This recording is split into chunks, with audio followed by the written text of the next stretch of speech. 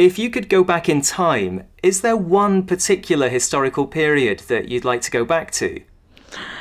I think it'd be a terrible kind of punishment to be made to go back in history, particularly if you're a woman.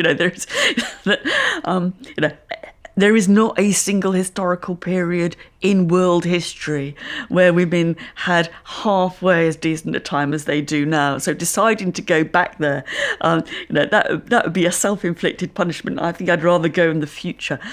And there's also, even for men, there's considerable disadvantages about the past, like no antibiotics and no aspirin. Today, we live in a celebrity culture, but in Meet the Romans, you focus on the lives of the ordinary people in Rome. Was that a conscious decision to try to get people away from celebrity culture? I was rather pleased that people did actually find, the non-celebrity version of the Romans interesting. And in some ways, if it was a small antidote to modern celebrity culture, I'm extremely pleased. I think that wasn't quite what was driving me, though, because I think the celebrities of the ancient world are so remote from us in some ways.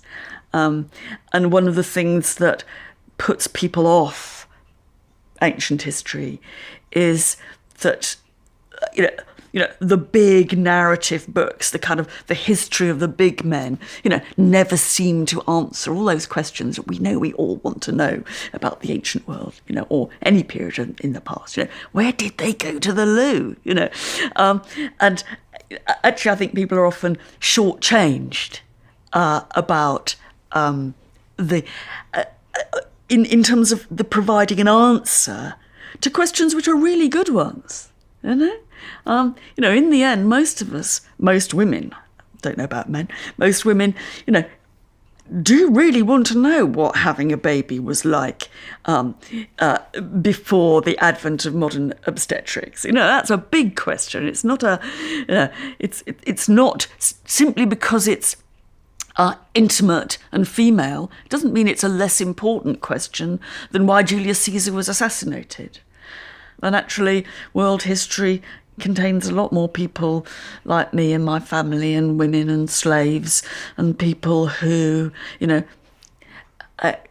want to do many of the things that we want to do, but they can't clean their teeth because there's no such thing as an ancient toothbrush. Now, how does that feel? And I'm not saying in that, I guess, that those big blokish issues aren't important. The assassination of Julius Caesar, is an event in world history that has formed how we look at every other assassination since.